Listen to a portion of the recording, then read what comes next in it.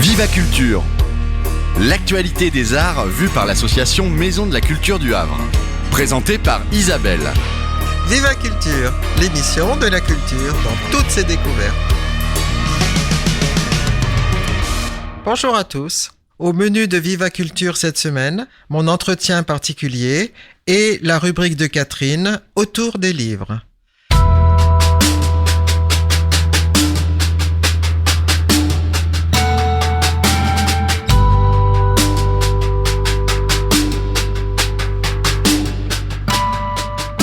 On a beaucoup de chance. On ne le sait pas forcément, mais on a beaucoup de chance. Grâce à nos libraires, on rencontre énormément d'auteurs. Depuis la rentrée, entre La Galerne et Au fil des pages, on a pu entendre, voir et questionner Julia Deck, Anne Poly pour son premier livre chez Verdier, l'américain Pete Fromm chez Gallmeister, Santiago Amigurena, Laurent Sagalovic, Hélène Gaudy pour Un monde sans rivage chez Actes Sud, Natacha Apana, Brigitte Giraud pour Jour de courage chez Flammarion. De grands moments avec des vraies personnes, réellement simples et authentiques. Et ça ne devrait pas s'arrêter là, avec James Ellroy prévu à La Galerne le 19 novembre et Agnès de Sarthe prévue Au fil des pages le 20 novembre. Écouter un écrivain parler du livre qui vient de sortir, c'est entrer par la petite porte, celle au fond à gauche, qui vous permet de savoir si c'est pour vous ou pas, si son univers va correspondre au vôtre, à vos attentes ou pas. Parce qu'un livre, c'est un écrivain, un texte et un lecteur. Et le lecteur est totalement partie prenante. Il ne lit même peut-être pas le livre que l'auteur a écrit. Et ce n'est pas grave. Si j'ai bien compris quelque chose au cours des lectures, des rencontres, des discussions, des articles, c'est que, bien sûr, il y a de mauvais livres, des vrais, intrinsèques. Mais le plus souvent, il y a celui qui est pour vous et l'autre. L'autre n'est pas mauvais, il ne résonne juste pas pour vous, ou pas en ce moment. Celui qui est pour vous vous touche, vous, avec votre histoire, votre culture, votre sensibilité, et peut être complètement indifférent à votre meilleur ami. Le lecteur apporte autant, peut-être, à un livre que celui qui l'a écrit. J'ai souvent dit peut-être dans cette pastille, je devrais l'enlever, parce qu'en fait, je suis sûre de ce que je viens de vous dire. On a beaucoup de chance d'aimer lire. Et n'oublions pas les Boréales de Normandie, la 28e édition, du 14 au 24 novembre. Pour les livres, ce sera les 16 et 17 novembre à l'auditorium du Musée des Beaux-Arts de Caen. Olivier Truc et Audur Ava Olasdottir y seront entre autres. On a beaucoup de chance d'aimer lire, c'est-à-dire de pouvoir vivre toutes ces vies en plus. Écoutons le rappeur norvégien Ivan Ave, qui sera lui au Boréal le 15 novembre. Au revoir.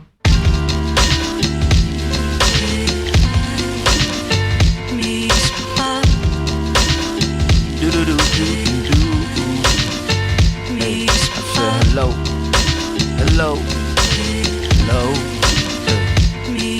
hello, do do do do do. Hey, I said this beat got curves, I'ma send it a poem. I wonder if she prefer wordplay or some effortless flows. I wonder why I get nervous and second guess my pen stroke. I mean, it couldn't hurt to say hello, right? Back to the drawing board, put it on wax on and off. Gotta get this shit mastered before the tour, but my vocal cords in the cold season never got along. Precious song, nobody to lean on but the next song. So, hello keyboards, hello deep chords, goodbye B4, hey. I said, hello new day, hello butane, Peace to the colors that I owe bouquet. Hey yo, gold bars for breakfast, spending my dough reckless. Hello to the money lenders, oh shit, I gotta go, hey. Nobody wanna hear songs about being broke, so cop the record, see the show. Rep the city, say hello. I got a homie back home, I think he's on the verge of depression. Caught between the Monday blues and the Thursday stress. I can tell by how he worded his text, he in a hole. I've been in it too, so I hope he pick up his phone. Hey, I ain't got no Dr. Phil knowledge, just a promise that I'ma get at you honest. Hey, I just got a packed bag of love songs, nobody to play them for. I'm about to get out the lab and look around and say hello, there she go, hey. Say hello, there she go, hey, Ivan Ave said hello, hey, hey. Monazan said hello, hey, hey. Mutual Eyes said hello, Jakarta Records say hello, hey, hey. Oslo,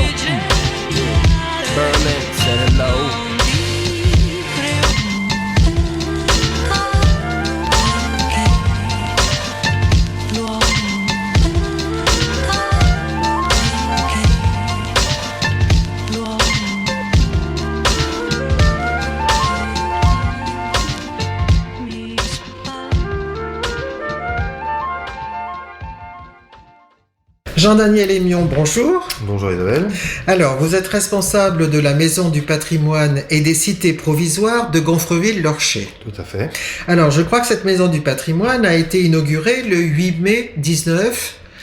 Absolument, oui, le 8 mai 2019. 2019, et cette date n'a pas été évidemment choisie par hasard. Elle n'a pas été choisie au hasard. La Maison du patrimoine et des cités provisoires de Gonfreville est établie rue du 8 mai 1945 à Gonfreville-Lorcher, et la rue du 8 mai 45 fait écho évidemment à la capitulation de l'armée allemande à la fin de la Deuxième Guerre mondiale, mais aussi au premier jour où l'armée américaine commence à implanter son fameux camp en cigarette Philip Morris sur le territoire de Gonfreville-Lorcher. C'est le jour où, en même temps qu'on entend les cloches sonner à l'église pour célébrer la fin des combats, on entend aussi les Américains qui plantent leur premier piquet dans le camp.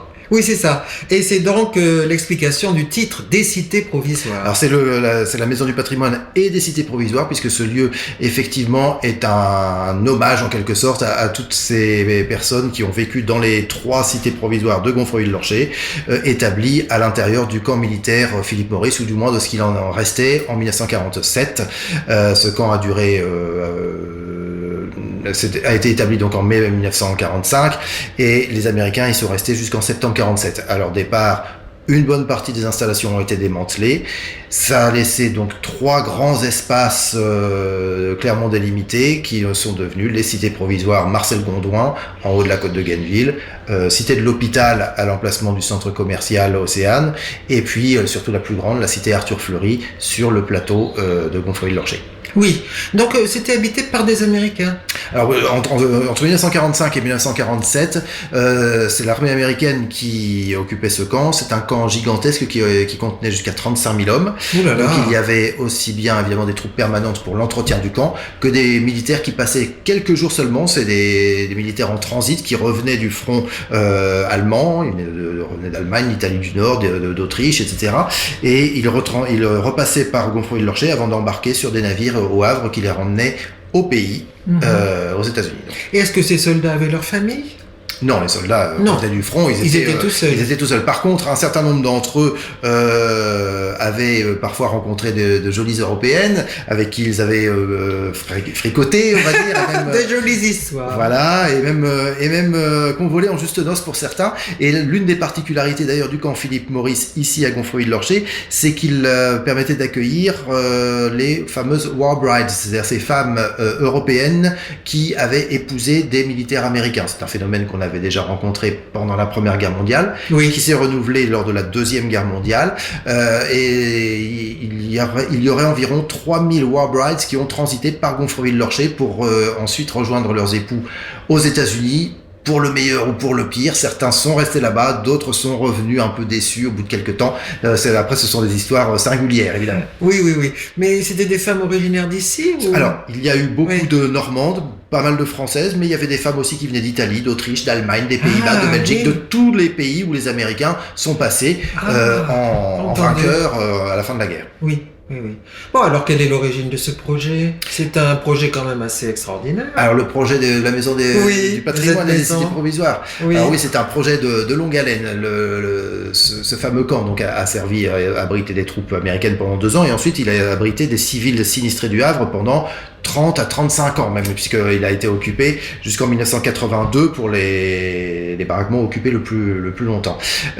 Et puis... Là, pardon, c'était des habitants du Havre. Des habitants du Havre, voilà, qui avaient souffert des bombardements de 44. Voilà, qui avaient souffert des bombardements de 44, qui avaient tout perdu. La plupart du temps, c'était d'ailleurs des locataires, donc ils ne pouvaient pas prétendre à des dommages de guerre.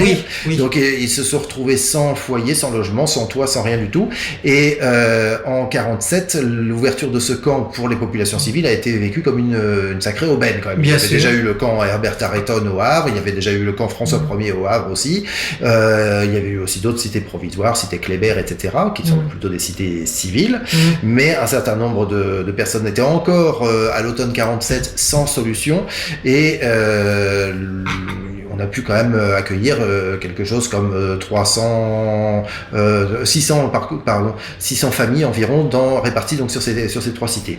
Ces cités ont duré, ça a été du provisoire qui a duré. qui a duré très très longtemps, puisque les derniers baraquements ont été démantelés en 1982. Mais elles étaient confortables alors, ces habitations? C'était non, confortable, c'est un bien grand mot, puisqu'il n'y avait ni chauffage, ni eau chaude, et au début, il n'y avait même pas l'électricité ou l'eau courante. Dans un premier temps, ça a été même assez pénible, je pense, pour beaucoup.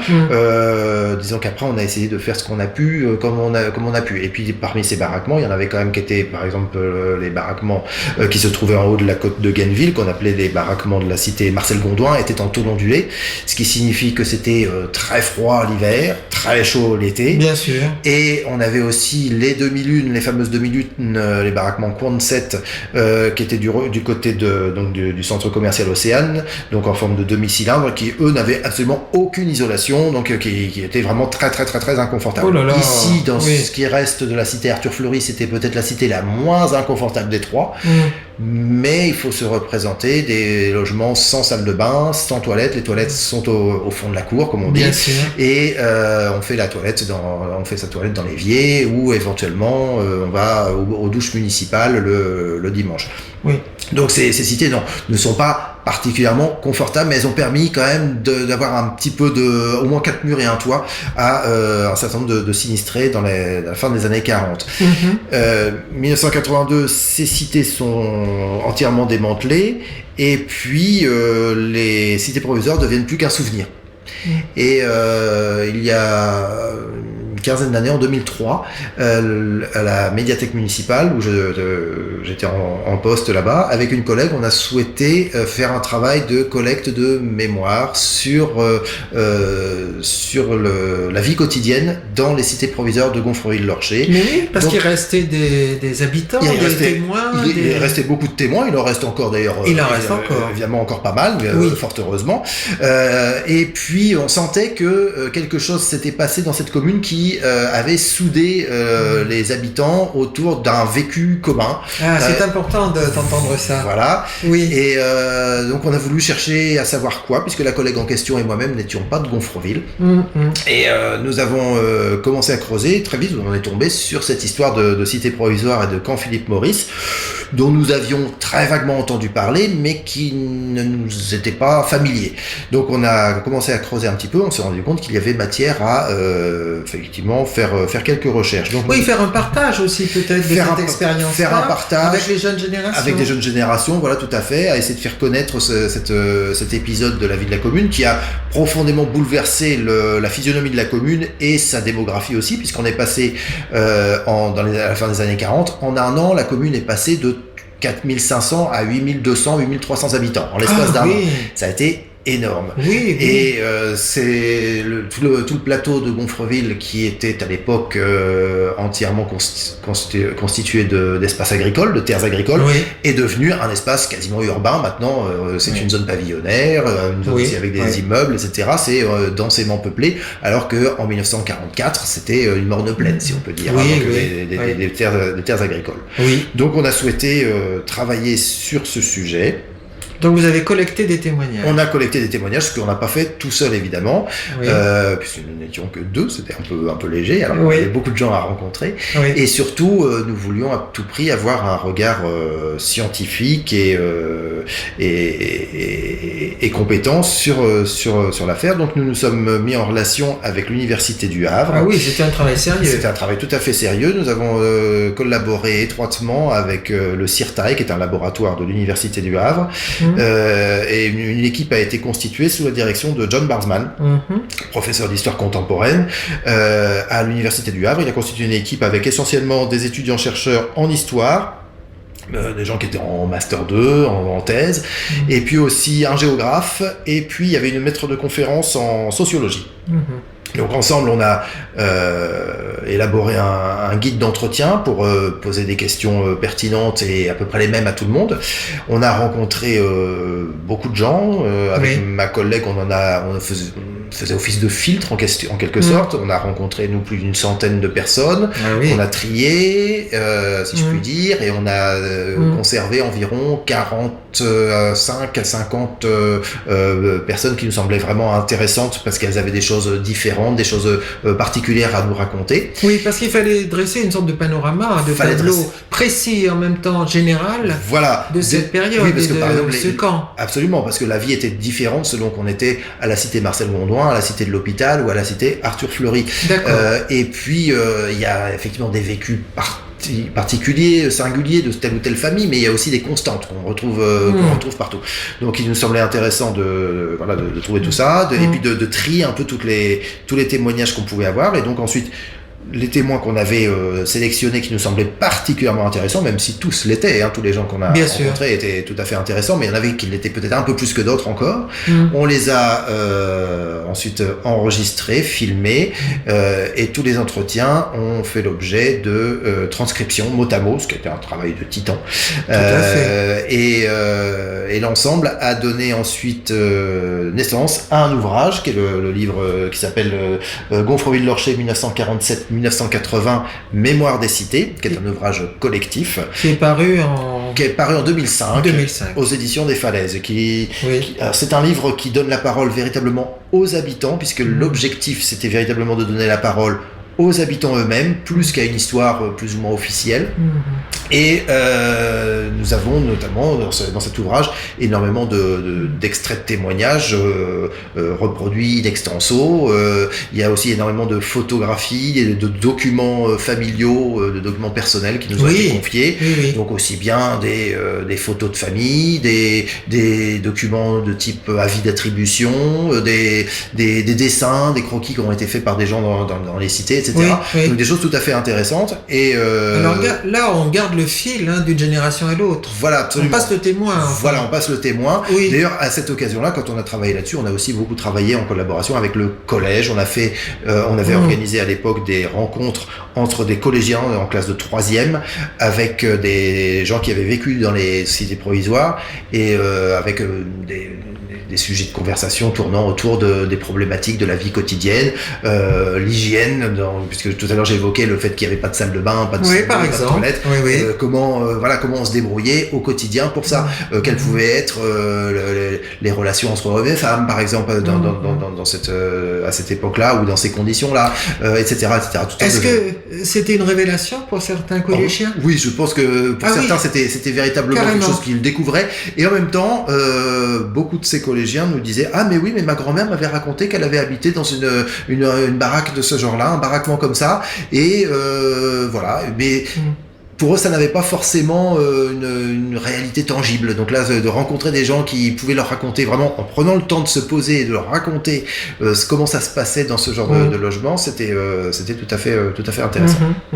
Et je crois qu'il y a une association qui a pris le relais. Alors après la fin de ce travail donc de collecte et qui a abouti donc à cet ouvrage, une association s'est créée, l'association Gonfrevillaise des cités provisoires. C'est vrai que ça faisait longtemps, peut-être une bonne vingtaine d'années plus de 20 ans que les derniers baraquements avaient été détruits. Les gens se voyaient toujours, ils se croisaient dans les rues de Gonfreville, mais les cités c'était juste du souvenir, et un certain nombre d'entre eux ont souhaité se regrouper pour continuer le travail de mémoire. Donc c'est une association qui s'est créée fin 2005 ou début 2006. Du coup, votre travail avait été stimulant. Il a été tout à fait stimulant, en tout cas c'est l'impression qu'on a eue. Et cette association a œuvré âprement pour obtenir que la mairie lui concède les 2 des 3 derniers baraquements qui subsistent des cités provisoires. Il en reste donc 3. Il y en a un qui est un petit peu plus loin, là, qui sert de local pour un club sportif local. Et puis les 2 qui constitue maintenant la maison du patrimoine et des cités provisoires, était à l'époque encore habité, parce que c'était devenu des logements de fonction pour des employés municipaux, donc avec tout le confort moderne cette fois-ci. Oui. Et il a fallu attendre simplement que ces employés communaux partent en retraite, et pour que ces 2 baraquements soient concédés à l'association, qui en a fait d'abord son lieu de réunion, son lieu de stockage, etc., a commencé à collecter des objets, a commencé à collecter des photos, et puis à rencontrer des gens, à collecter aussi des souvenirs, et a fait un travail énorme pour pour essayer justement de continuer à transmettre cette histoire un peu particulière. Finalement, ils devaient être assez contents, je pense, de Ah oui, partager leurs oui, souvenirs. tout à fait, oui. Il y a beaucoup de nostalgie, tout à fait, dans ça, mais sans que ce soit une nostalgie passéiste. C'est vraiment la volonté de transmettre une expérience qui est un peu, peut-être pas unique, mais qui est singulière quand même. Quand même, oui. Quand même. Et puis c'est pas perdu. C'est pas perdu, absolument. Oui, bien Absolument, sûr, absolument. bien sûr. Et alors, du coup, la mairie vous a accompagné, et vous et l'association dans ce travail. Alors, l'association a été accompagnée par la mairie, effectivement, en lui concédant déjà ces deux baraquements, mais l'association a vécu de sa propre vie. Et nous, à la médiathèque, nous sommes restés en retrait. Nous avons laissé, en tant qu'employés municipaux, en plus de toute façon, on a laissé l'association vivre sa propre vie. Et puis, l'association a fait un travail merveilleux en recréant dans un des baraquements un intérieur de baraquement. Ah oui, type. racontez-nous ça, c'est très intéressant. Dans un des baraquements a été reconstitué donc un intérieur tel qu'on pouvait le trouver, avec des objets et du mobilier d'époque. Et de l'autre côté, dans l'autre baraquement, un intérieur de chambrée américaine. Oui. Et puis les visiteurs pouvaient venir y jeter un coup d'œil. Ça a eu beaucoup de succès à certaines journées du patrimoine. Mais il y a 4-5 ans environ, le maire de Gonfreville a souhaité que la commune reprenne la main sur ces deux baraquements, pour la raison très simple que l'association étant constituée essentiellement de gens qui ont vécu dans les cités, évidemment ce sont des gens qui petit à petit vieillissent et que cette association à terme risque fort de se retrouver un peu en manque d'effectifs. Et que la mairie voulait surtout pas que leur travail soit perdu. Mais complètement. Et donc la mairie a souhaité reprendre la main et a mis en place un programme de réhabilitation complète des baraquements pour les remettre dans leur jus, si vous me permettez cette expression. Donc l'un a été remis dans son état tel qu'il était du temps des Américains. Donc on a l'impression de faire un voyage dans le temps. On fait un voyage dans le temps, absolument. Donc il est en bois, tout simplement, avec une scénographie là-dedans qui est une sorte de centre d'interprétation en quelque sorte du camp Philippe Maurice d'une part et des cités provisoires d'autre part. Et puis l'autre baraquement, lui, a conservé son côté reconstitution d'un intérieur type. C'est un peu notre baraquement témoin. Tel que ça pouvait se présenter, de façon peut-être un peu idéalisée, mais tel que ça pouvait se présenter dans les années 65 à 70 environ, avec mobilier d'époque, avec objets visuels. C'est ce qu'on voit dans les films. Un petit peu. Dans les vieux films. Un petit peu. Enfin, vieux. C'est pas si vieux que ça, quand même. C'est pas si vieux que ça, absolument. Oui. Non. Oui. Donc voilà, la maison du patrimoine et des cités provisoires, c'est ça. Donc un centre d'interprétation sur cette page d'histoire un peu méconnue. Parce que finalement beaucoup de gens ne la connaissent pas. Mais tout à fait. Et puis en même temps donc un clin d'œil à la façon aux conditions de vie dans un baraquement dans les années 60 avec donc mobilier et objets usuels. Et puis on voyage aussi à travers les différents types de mobilier qu'on a pu rencontrer, puisque le mobilier a évolué. Il y avait nos parents, nos grands-parents. Tous les gens qui visitent disent mais oui, je me souviens d'avoir vu ça, où il y avait ça chez ma grand-mère, il y avait ça chez ma mère, il y avait ça, il y a encore ça chez moi, il y a encore ça chez mon arrière-grand-mère. Et c'est tout à fait amusant.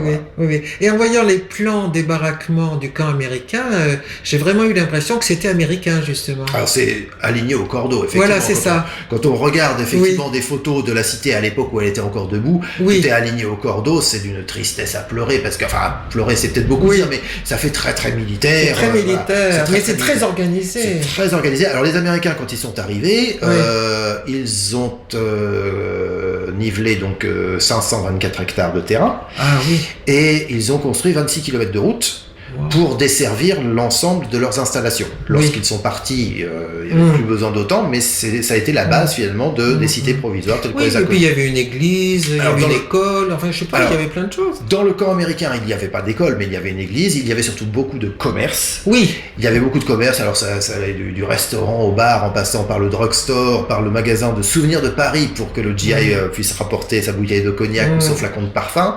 Il y avait des boutiques de télégraphistes, il y avait toutes sortes de choses, des bibliothèques, des salles de billard, etc. Il y avait également des douches, parce que le soldat qui revient du front, il a besoin de se laver.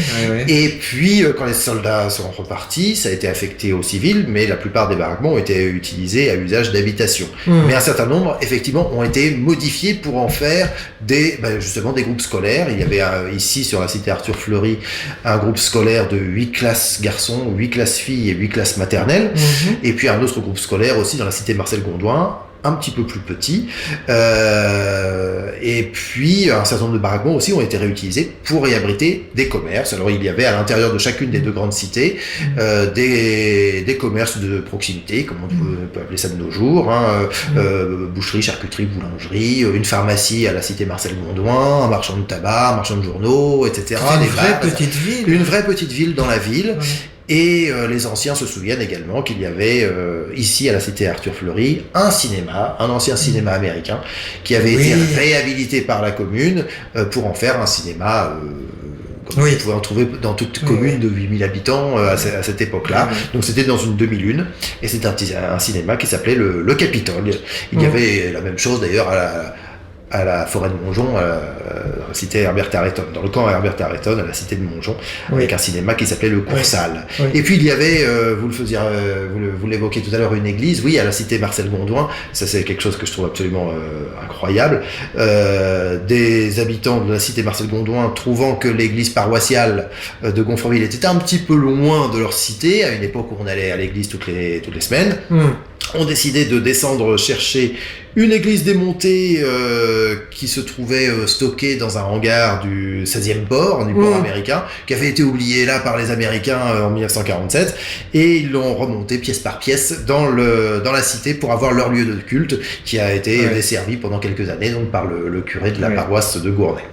Du coup, cette expérience commune explique bien la solidarité. Ah, voilà, effectivement, c'est une des manifestations de cette solidarité dont on nous a énormément parlé quand on a fait notre collecte de témoignages. La solidarité à Gonfreville, comme dans toutes les cités de ce genre, elle est liée souvent à des conditions d'existence difficiles, des conditions d'existence pénibles, et elle se manifeste de façon très varié. Alors il y a la solidarité au quotidien qui consiste à frapper chez la voisine quand il manque 1 kilo de patates pour finir la soupe, ou quand on a besoin d'un coup de main pour réparer le vélomoteur ou quelque chose comme ça. Mais c'est aussi l'effort collectif pour effectivement, par exemple, aller reconstruire une chapelle dans une cité, ou bien quand tous les habitants d'une cité retroussent leurs manches pour niveler un terrain, pour en faire un terrain de sport, comme ça a été le cas à la cité Marcel Gondouin comme à la cité Arthur Fleury d'ailleurs. On a un peu l'impression de certaines images de la conquête de l'Ouest. Quand on crée de toutes pièces aux États-Unis un petit village. Il y a un petit peu ce côté-là. Quelque chose comme ça. Il y a un petit peu ce côté-là. C'est presque une ville fantôme aussi, puisque maintenant cette ville n'existe plus. Bien sûr. Mais il y a un petit peu ce côté-là. Mais nos chercheurs d'or, c'était des gens qui travaillaient tout simplement dans les usines du coin, sur le port du Havre, à la reconstruction du Havre aussi, évidemment. Puisque la plupart des habitants des cités, en tout cas des hommes, travaillaient en dehors de la cité, mais surtout donc du côté du Havre ou sur la zone industrialo-portuaire.